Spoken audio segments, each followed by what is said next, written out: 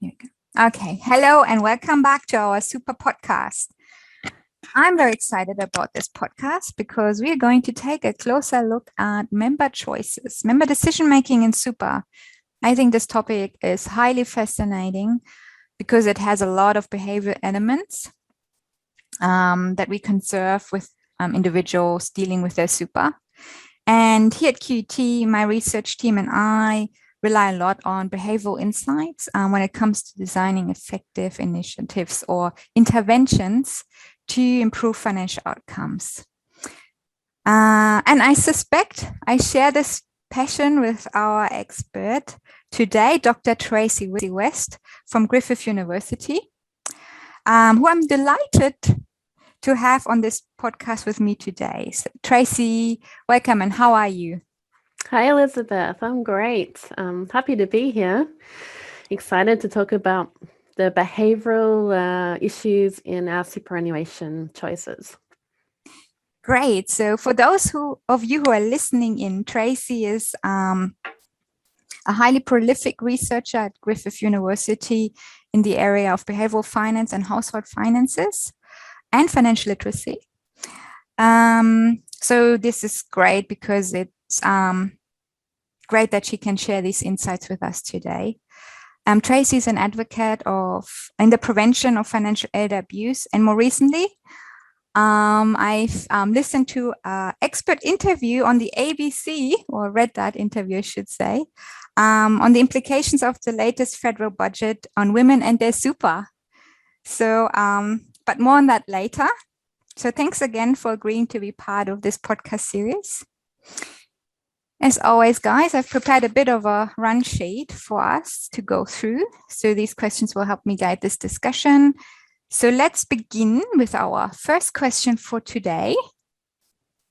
Choice of fund and investment choice within super funds. What are these two choices? Can you tell us more about them, Tracy? Absolutely, I can. Before I get into the details, I would like to start by saying we are the envy of the world in Australia with our superannuation system. Firstly, because it's compulsory, right? When it is voluntary, many of us do other things with our money now rather than put it towards retirement, which is way, way far into the future for us, this unattainable thing that's going to happen. So making it compulsory is actually a really good design of the system, which means many of us participate. Whereas if it wasn't, like other countries that have voluntary contributions, many people don't have any retirement savings. So from a behavioral perspective, that's really great. It's not perfect. We know, I'm sure you've talked on your other podcasts about how imperfect it is. It doesn't cover everybody. People that get paid more income get more super. Is that fair? I don't know. That's up for you to discuss. And rich people can take advantage of those tax breaks within super. But nonetheless, we are still really lucky, I think, to have super, but it has become really complicated, and the government is trying to now overlay more controls over the complications. So it's a really interesting and dynamic area to look at and to talk about in your classes. So the two choices. Did you want to? Is that okay? Yeah. Keep going. Yeah. So two choices inside of super are the contribution and the defined benefits. You mean those two? Yeah, so that's the investment choice, isn't it, Tracy? When they're looking, or it can become investment choice if you're, I guess, in a defined contribution plan. Yeah, or your accumulation super, which most of us have. So you can, within the fund, pick your investment choice. And look, I wish I could ask for a show of hands for your class of who has actually gone into your super fund and actively picked an investment option, because many of us don't even know the balance of our funds to start with. Around 30% of Australians can say the balance of their funds if they're asked on the street. So many of us aren't engaged and don't know the fund balance for a starting point. Then within your fund, you have to go in and make an active decision if you want to change to the investment strategy of your choice away from the default option. And making that decision is really difficult for people that aren't studying finance and understand risk and return. Mm-hmm. And the investment time horizon as well, and how that interacts with the share market as well as other different types of asset classes.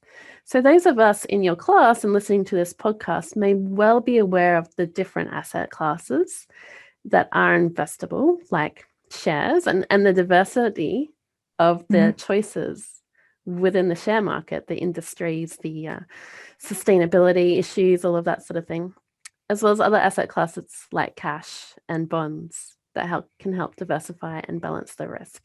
So this, for many Australians, is way, way above their threshold. We know when we test average population on financial literacy questions, which is, what do you know about compound interest? What do you know about diversification? What do you know about the impact of inflation on the time value of money? Many people are not good at answering those questions correctly. But we need to draw on that knowledge to make these investment choices within our super fund. So it seems like, from an outsider's perspective, almost an impossible task for the general population to make it. It can be really difficult. Yeah, so I guess there's two aspects which is interesting that work almost against each other in our super system is the compulsory aspect. And it almost seems patronizing how the government says, oh, if you can't make that choice, we just choose for you. Yeah, it can be patronizing, but yes, so that default option really matters. And I think that government policy has come to understand how important that default option is, right? And simplifying that choice for people, because so many people don't take any action to make the choice. Exactly. But then at the same time, the government wants that choice, right? They say you need to make an informed choice about the super, so you end up with a better financial outcome at the end. So right. Again, it's a system that rewards people that earn high incomes, have high levels of education, and have high financial knowledge. And it can be a system that does not reward people at the other end of that spectrum. And is that fair? You guys can discuss this and think about this, because many of us, that is not our reality. And we know that with large household sample surveys, that many of us do not have good financial knowledge. Maybe we can move on to the next point and the next question, because you mentioned financial literacy now a couple of times. So we have now this choice framework, and we have had that for quite a while, I think since the 1st of July 2005, if I'm not mistaken. The government wants us to choose our super funds. But I've just looked at some recent statistics and found out that still the majority sticks with the My Super product that the employer basically defaults them into if they don't make a choice. So do you think that this is the main barrier, financial literacy, or how do we explain that the majority of Australians do not engage with their super? I think there's a few things going on, and it is a complex process. I think, first of all, as you say, the default fund. So people tend to stay with the default fund that their employer signs them up to.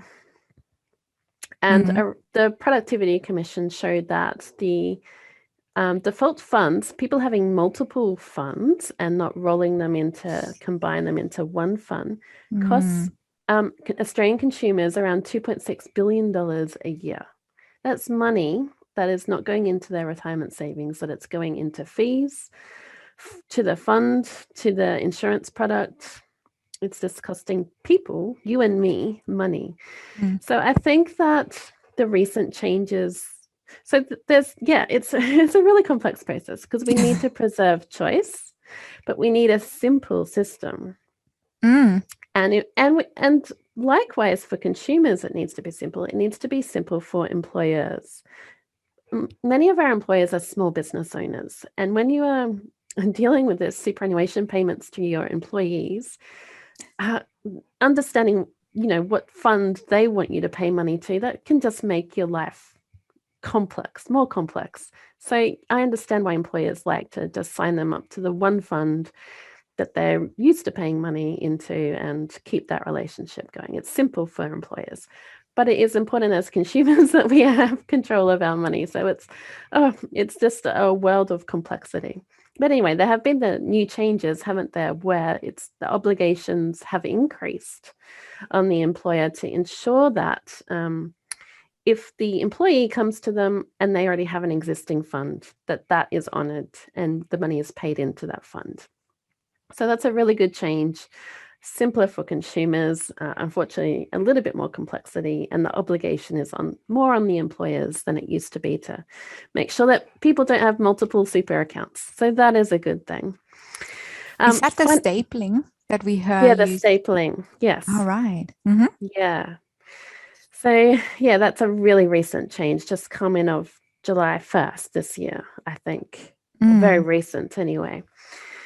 So employers will be grappling with that, but it's really important. And that's what has driven this, is that there's $2.6 billion wasted for people that have multiple super funds. So that's a really important change. The other barriers to engaging with super, I think, are that some of us don't have much superannuation. So young people, people that have casual jobs, don't earn the threshold amount, or women that spend time out of the workforce, casualization of work. So all the gig economy workers might not have super accounts if they're contractors. So there's many of us in this changing world of work that might not have large super balances, and therefore we don't feel attached to it. It's not enough to warrant our attention, or we don't feel like it's our money. Yeah. So if I say to you that 35% of Australians don't know the exact value of their super, only 35%, so the remainder, 65%, don't know. Perhaps they haven't logged into their super account for years or ever, and they don't know that money is theirs to have some choice with for their retirement. So I think there are a whole heap of barriers. And then financial literacy is the other one, particularly not understanding the need to understand risk and return and monitor your returns and your investment choices to do what fits you and your age and retirement expectations. No, I think you're absolutely right. I think having that financial literacy can give you that confidence, but I must agree with you. It's the complexity and the barriers, the behavioral barriers you face as an average Australian who doesn't just have the time to, look into super, or for whom, for some of us, it might be quite retirement might be a goal that is too far away to worry about at the moment. So the slightest barriers in the process will create a huge disincentive for, younger generations or less literate, for the not less literal, but the average Australian who might not be a financial expert. Absolutely. And that's most of us. Yes. And as I said before, we tend to value today over some far distant point in the future. So we, instant gratification matters to us over something very far away. And we also don't really think or process well that our circumstances can change over time. So we don't feel motivated to do something now or to change our choices and preferences, or understand that over time we change and our circumstances change, because we're so focused on the today and our current experience. And I've seen some really good studies where financial advisors have tried to engage their clients in super by using those apps where you can put in your photo and it ages you.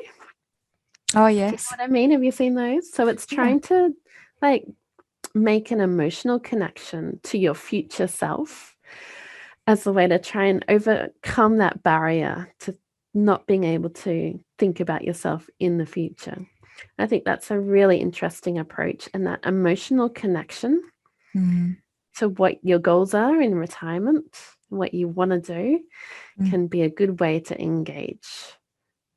But it's difficult, and it requires that one-on-one, like that coaching perspective, rather than the very distanced individual in the household that's not receiving any advice or any coaching or any financial guidance. That is true. You know, it does require that one-on-one like interaction, I think, to engage people. And that is very difficult to scale. That's right. That's right. I think there's not, you mentioned that there is no apps that in Asia. There's a lot of financial or super apps even that try to kind of speak to younger generations who are more into their phones and into the social media world, social media side of things. Absolutely. And the super funds are investing a lot of money in that digital space, which is great. They're also investing a lot of money in financial literacy and behavioral insights work as well. So I think in the future, we will see our apps help us to make that connection to the money that we have in our accounts and taking more active control of it. I really do believe that technology will be beneficial to every Technology is our friend. We should stop demonizing it sometimes. Most of the time. There is a negative side to seeing your balances too often, though. I don't know if you invest in the share market or anyone listening does. You can be really influenced by the change in the value of your holdings, and you might make decisions which are a bit too hasty, right? So if there's a stock market crash, for example, you might be really fearful and sell out of the market at the worst possible time because it's at its lowest price, right? And people felt the same way in their superannuation funds with their balances when we've had stock market crashes, because much of our portfolios are invested in the stock market. And they want to switch out to another safer choice, or switch out of that fund and change to another fund if they see lower balances. So that is, again, another opportunity for education about time in the market, and sometimes the need to just wait it out and not crystallize those losses.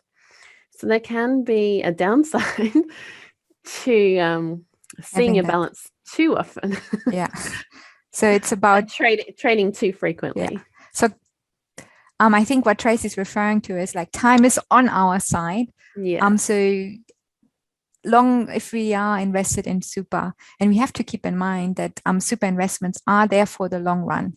So if you put money into super, that money is locked away until you meet one of the conditions of release. Right. So it's not so much about timing the market, what many people try to do. And I think as our understanding evolves, we kind of moved away from this principle. So over time, if you look at it from when we introduced super back in the 90s, the superannuation guarantee, up to today, we see that the markets have in general increased. There is a positive return to our investments if you stayed with the investment. But if you get a bit antsy about checking your investment balance every day, and you see that there's a drop in the market and you're trying to get out of it at the lowest point, then obviously that could mean that you lose out. Can I add another point onto that question about engagement and why people don't engage? My last little point I wanted to make, it might be about trust in the financial services industry or in government policy in general. Another hands up for people listening is, who thinks that the regulations around superannuation that we have now will be the same when we retire, 20, 30, 40 years in the future. The superannuation industry has received a barrage of regulatory reform, productivity commission reports, a lot of attention because it's such a large pot of money. Everyone wants to get their hands on it and control it, particularly the government. So I wonder if some of the disengagement from super is thinking that, these are the settings now, but by the time I get a look in at the money, things are going to be completely different, and I'm sure they're going to take it all off me, So the time from now to retirement imposes a risk in itself for the investment holder because of regulatory change. Sometimes we talk about that when we're talking about bond instruments, like the bonds have some risk. Company issued bonds have some risk just because of the time duration involved and how things can change over time. So there's, from what I hear, from what you're saying, there's various barriers that kind of prevent us to become more engaged with super. So what's the government, or what are some of the recent developments that happen right now that we should be aware of, or that try to improve the engagement? Yeah, so I touched on the change to the default super plan that the employer needs to do. They need to honour the new employee's existing plan, the stapled fund, stapling, and yes, pay into that one. So that is a new change, and that is to address people having these multiple accounts. We don't want that to happen. Another change has been they're going to provide a ranking of super fund performances. So they're going to publish a ranking each year of fund performances, and so that people can switch funds if they want to. So usually, this again is another fraught issue, I think. There's been, if I just back it up a little bit, there has been a lot of developments in the need to enable switching between service providers so that consumers get a better deal. Like one of those industries is the mortgage industry. There have been some barriers taken away to switching between banks, so customers are more able to shop around and get a better deal for their mortgage.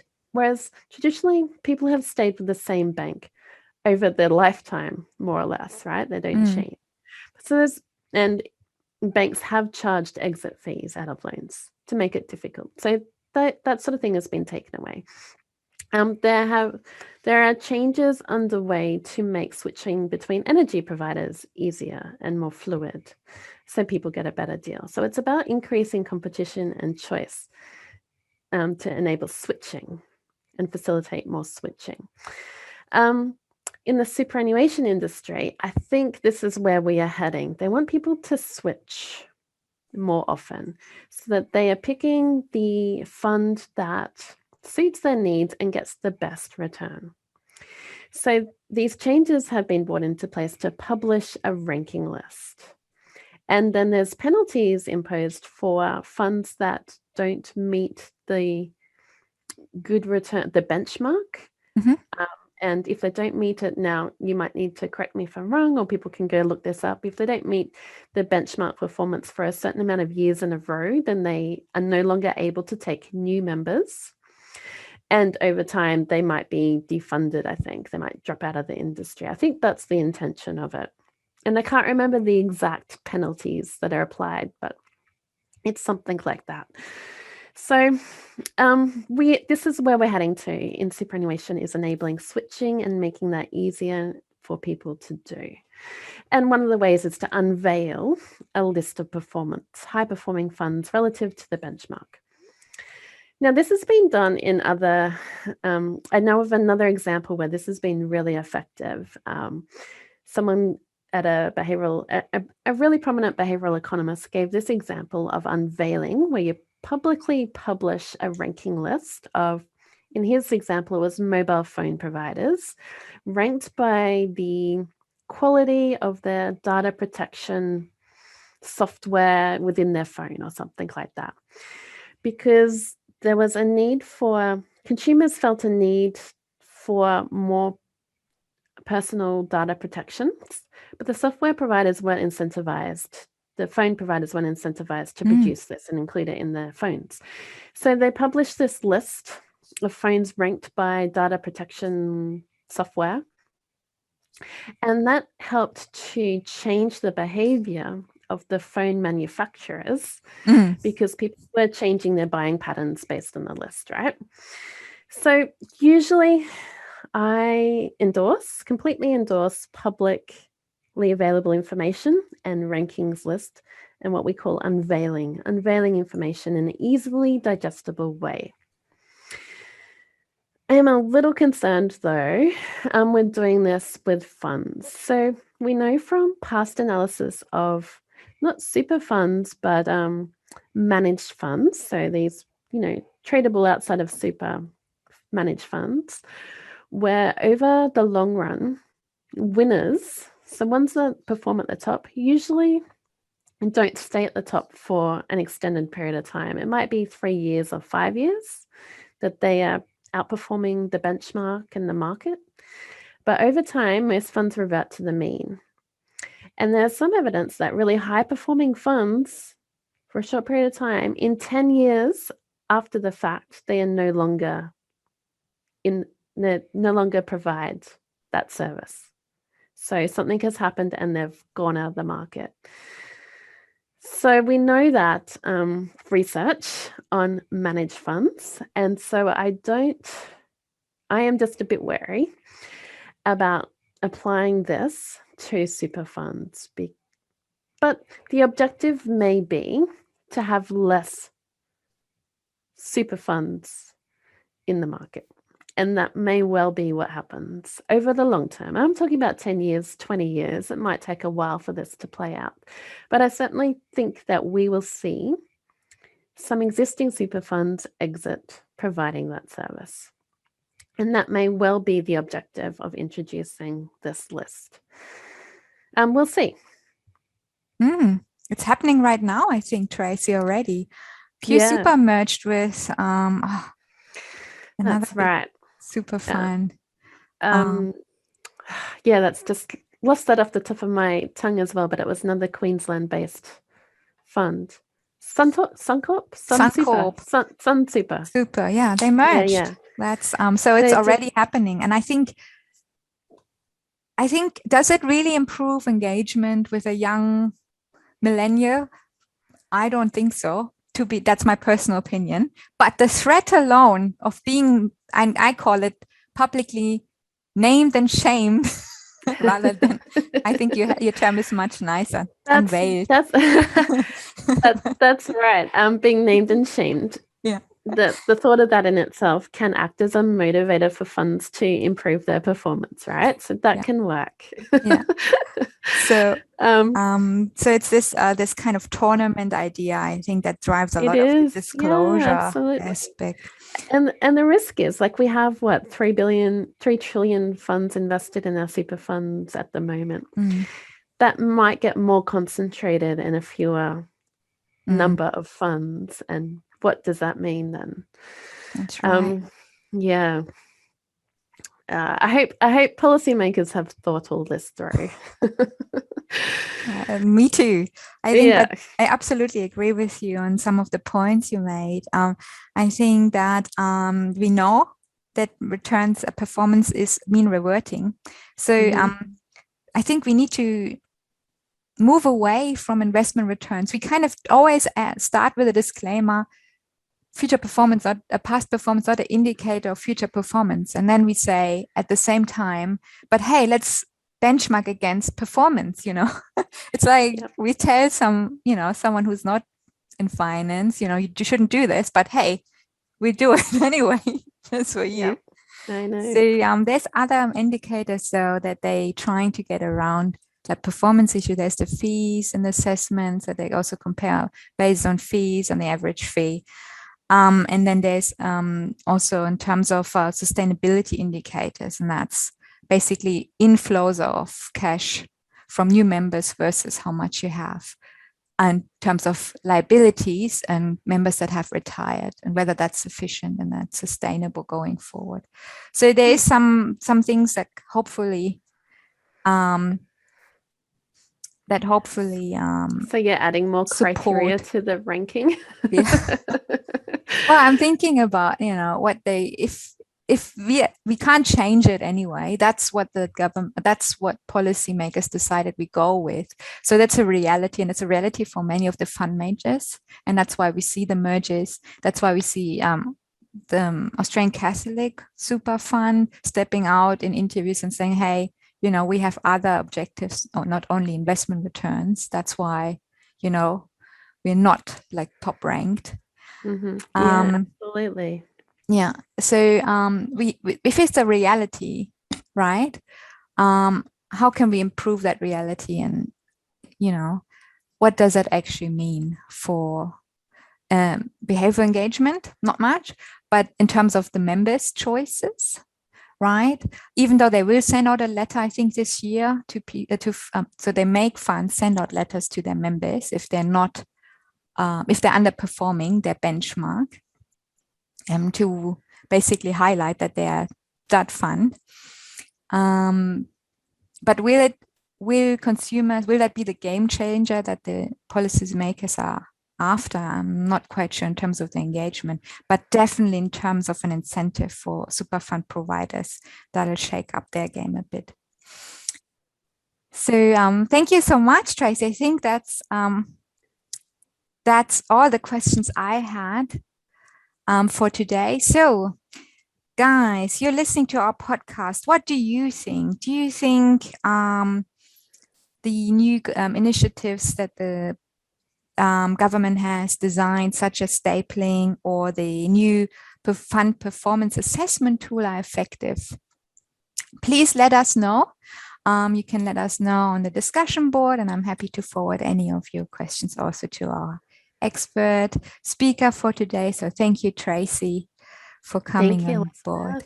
Thanks for having me. All right, guys. See you next time. Bye.